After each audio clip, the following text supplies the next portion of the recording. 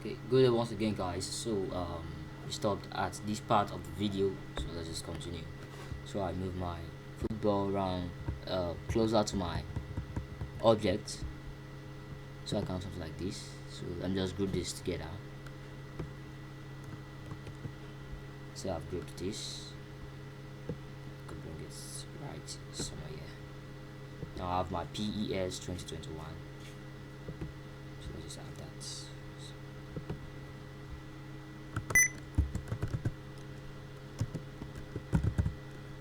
That's right.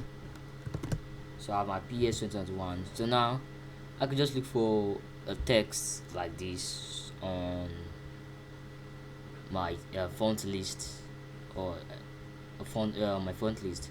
So I look for the text that will perfect it. So you have your font showing down here, so you can choose the particular font you want. I could just look for the font that will look a little bit as that goes. I may not have the same font because when I designed this picture, when I designed the PES picture, I used Pixel Lab, so I may not find this kind of font right here. So I could just try to look for it.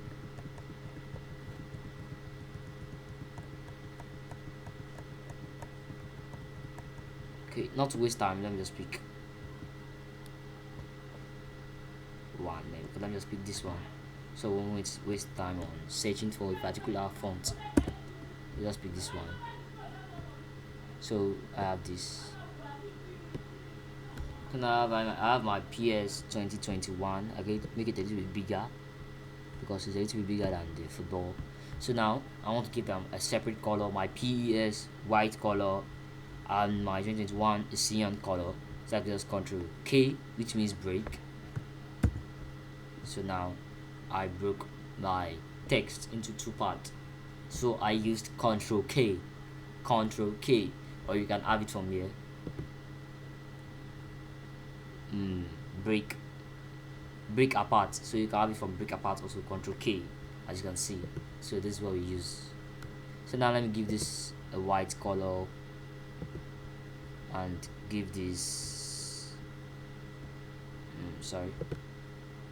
a cyan color. So now let me select the PES and the 2021 and then group two of them together. Control G.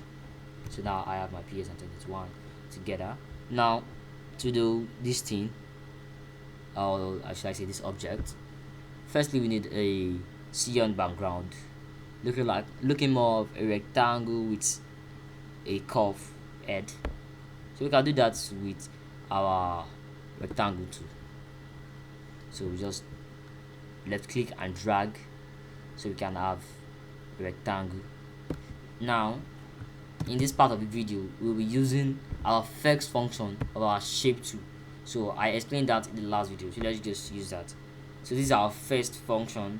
Using our first function in the shape tool, we won't be using Ctrl Q, that is converting into curve. Won't be converting into curve.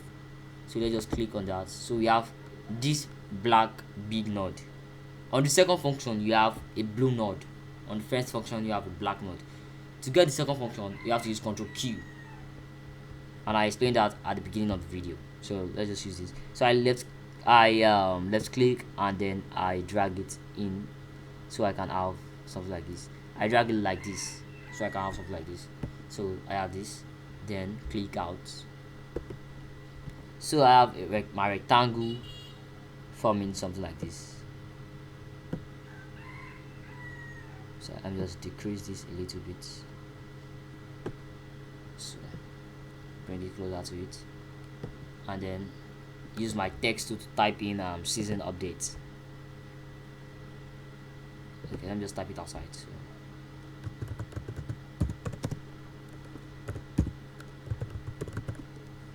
So I have my season update. So I give it a white color, and I can make it bold also.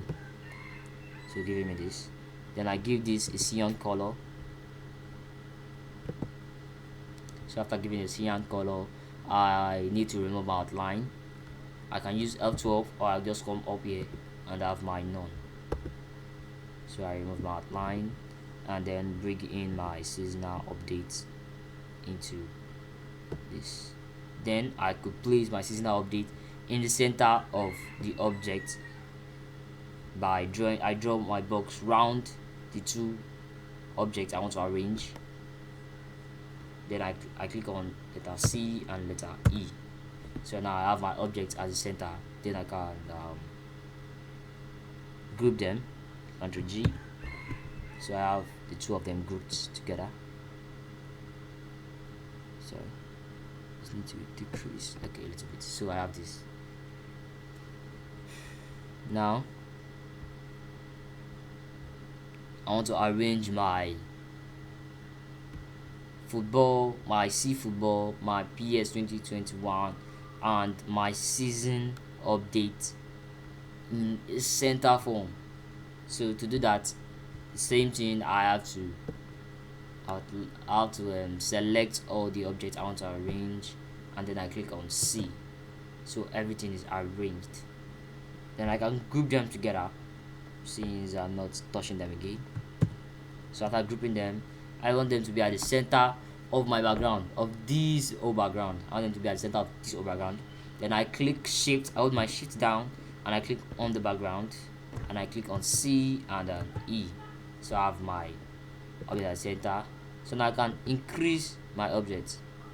Now if I increase my object from this part, you see that I'm not having a centered work again. So let me undo. So now I want my object to increase and still retain the center position. So, and to do that, I have to drag it from here and here at the same time, like simultaneously. So now I come to this node, then I left click and click on Alt Shift. Then if I drag it, you see that it's expanding at the two sides. Then I still have my object at the center of my square right here. So I'm not done, so I just want to edit this a little bit more so I can have the perfect work. This yellow is too outy.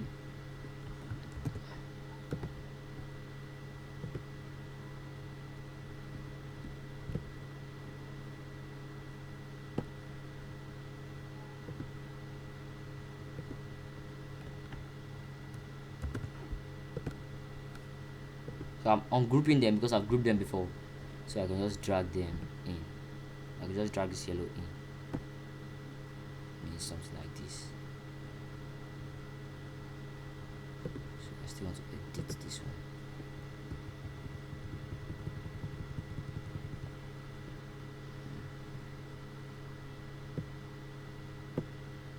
So I have this. So always remember to save your work, Ctrl S, or you click on your save icon right here.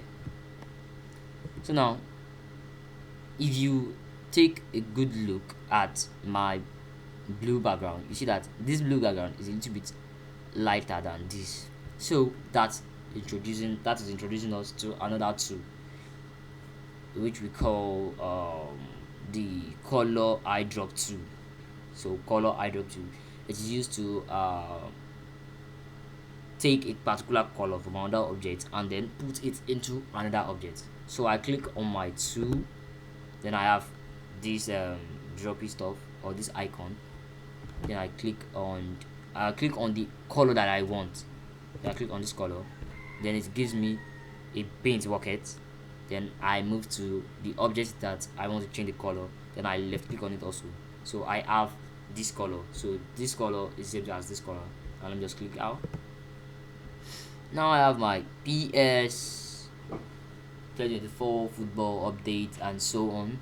You can go on by editing it more and doing whatever you like to your particular picture. So this should be our last video on this is the ending, sorry, of our last video on introduction to graphics designing. Please make sure you subscribe, like.